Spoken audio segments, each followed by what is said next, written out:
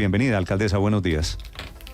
Querido Néstor, muy buenos días a ti, a toda la mesa, a los bogotanos. Feliz día sin carro, sin moto, y mil gracias por sumarse a este mandato popular de Bogotá por la cultura de la movilidad sostenible. Sí, alcaldesa, hasta las 7:170 y pico, 7 pasadas, me imagino que hasta las 8:25, que son en este momento, ya vamos en más de 200 multados. ¿Qué reporte tiene usted de días sin carro? ¿Cómo está saliendo? Bastante bien, bastante bien. De pronto es que a esos 172 se les olvidó, en fin, pese a que hacemos mucha difusión, pero la verdad es que lo importante es que vamos en cerca de 850,000 bogotanos que han usado el transporte público hasta el corte de las 7 de la mañana. Vamos en más de 750,000 viajes en bicicleta. Venía yo en bicicleta, pasé por una cita médica que tenía, ya llegué a la oficina, va la gente caminando en bici. San Pedro es bogotano, Néstor. Está haciendo un día espectacular, además, soleado, cielo azul. De manera que mil gracias a todo Bogotá por unirse a este mandato popular que decidimos desde el año 2000 y que si en el año 2000 era relevante, hoy en el 2023, en medio de la emergencia climática, de un mundo discutiendo cómo salvar al planeta, cómo cuidar a las personas, cómo contener el cambio, el clima que estamos provocando, pues la verdad no sabes la profunda admiración que produce Bogotá en el exterior por su uso de la bicicleta, porque está construyendo su metro, porque tiene estos días sin carro y sin moto, porque es la capital mundial de la bici. De manera que un día como hoy es un día en el que nos tenemos que sentir muy orgullosos de la cultura ciudadana, de liderar con el ejemplo por la movilidad sostenible. Sí, alcaldesa, el día sin carro es un mandato popular. Esta fue decisión de los bogotanos de hace algo más de 20 años. Pero como estamos en campaña electoral, veo que hay algunos candidatos que están diciendo que ellos levantarían el día sin carro y sin moto. ¿Usted cree que esto sirve, que esto debe quedarse?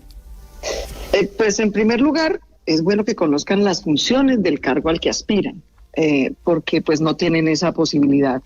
Un decreto o una alcaldada no puede revocar una votación popular y un mandato ciudadano, de manera tal que pues tendrían que convocar una consulta popular para que los bogotanos mediante voto popular decidan si lo quitan o no. Pero yo insisto, esto si algo produce orgullo Bogotá es la cultura ciudadana bogotana, es este tipo de ejercicios masivos. Prácticamente ninguna otra ciudad de 8 millones de habitantes por mandato popular tiene este día sin carro y sin moto. De manera que al contrario, esto es un motivo de orgullo, de celebración, de reflexión, de cambio cultural que necesitamos para sobrevivir, para cuidar a nuestras familias, para que tengamos menos enfermedades y mortalidad por enfermedades respiratorias, para que respiremos un aire más limpio. Esto es al contrario un motivo de orgullo y de ejemplo.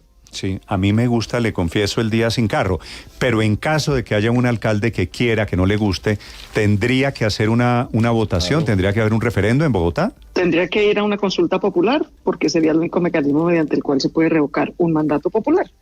Que ojalá no nos metamos en esa discusión, digamos, eso parecería ya superado. Alcaldesa, ya que la tengo en la línea, quisiera preguntarle cuál es el motivo, he leído sus mensajes, su inconformidad con el presidente Gustavo Petro, que según le entiendo le quitó subsidios a los bogotanos. El presidente Petro hablando de que hay 1 millón de personas en Bogotá que no han podido salir de la pobreza desde la pandemia. ¿Cuáles son las cifras, alcaldesa, de la discordia con el presidente Petro hoy?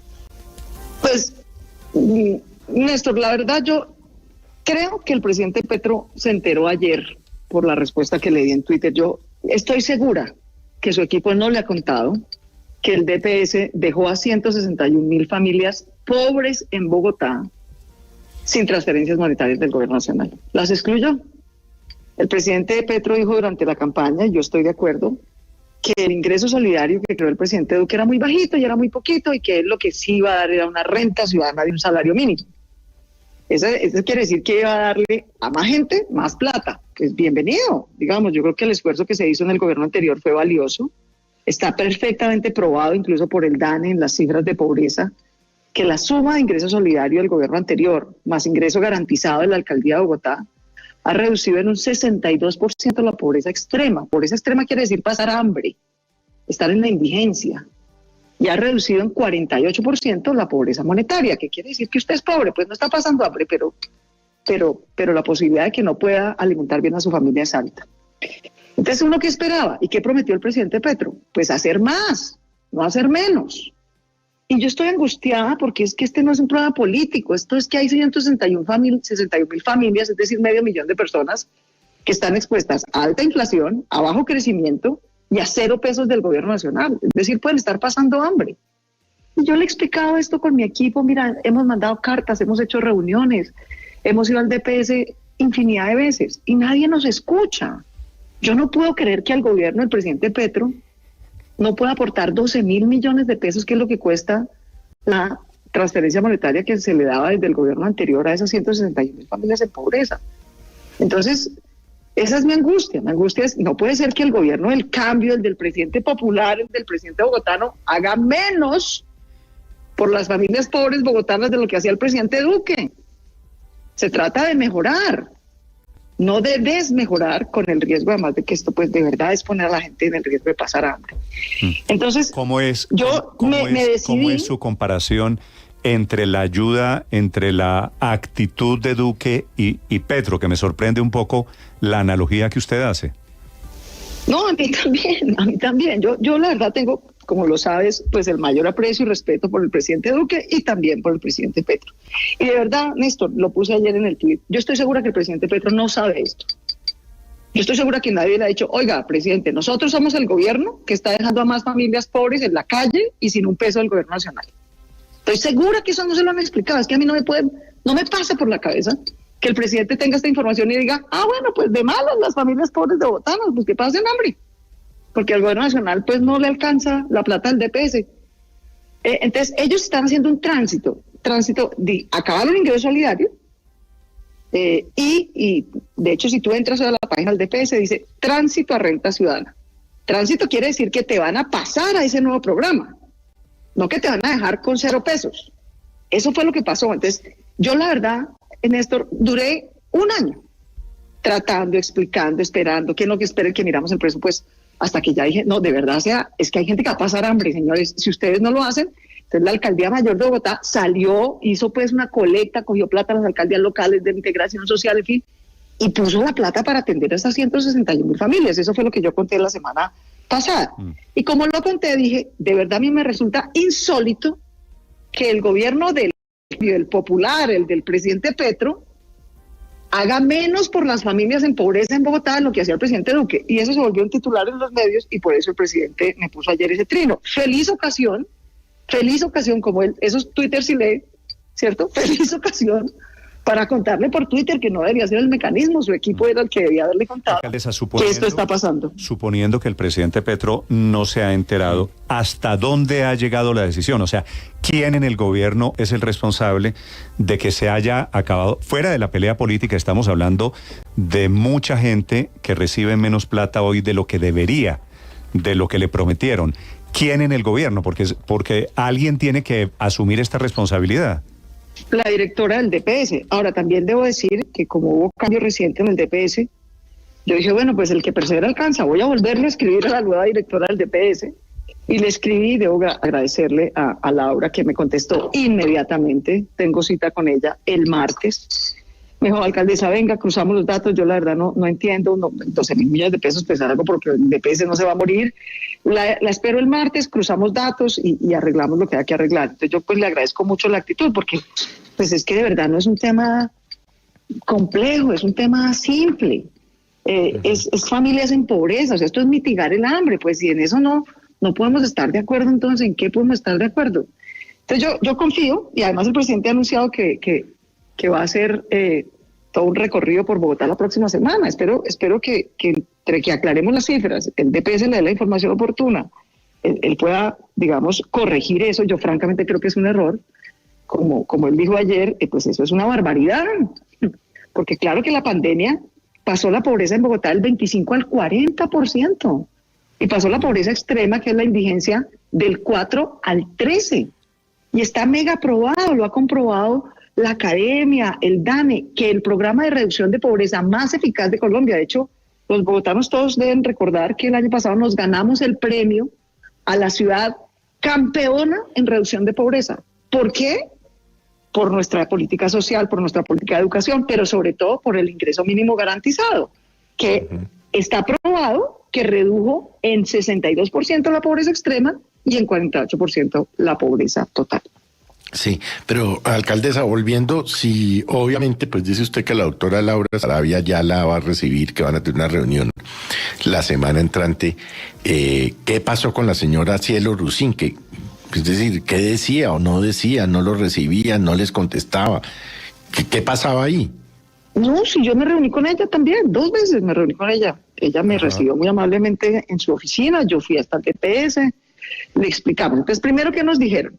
Nos dijeron, mire, nosotros tenemos la instrucción del presidente de terminar ingreso vial y pasar a renta ciudadana.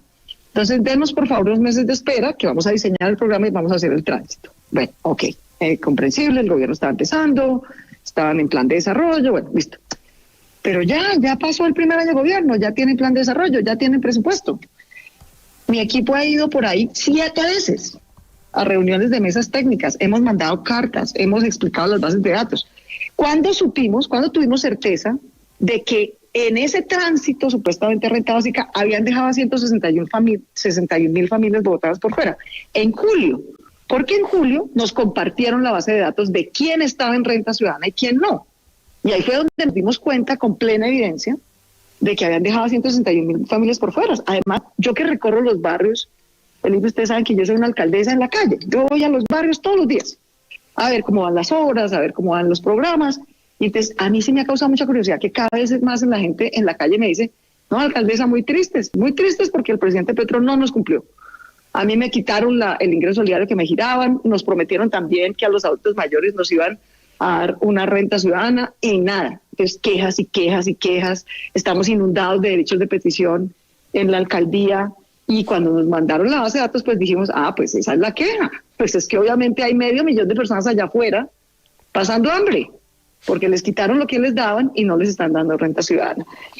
Y en ese instante, y en vista de que no tomaron ninguna decisión en el DPS, pues yo en agosto hice consejo de gobierno, nos reunimos con la Secretaría de Hacienda, ubicamos la plata y decidimos entonces girarle nosotros, porque si no la pobreza en la ciudad va a subir. Imagínense, bajo crecimiento, alta inflación, la comida y los alimentos por las nubes del costo.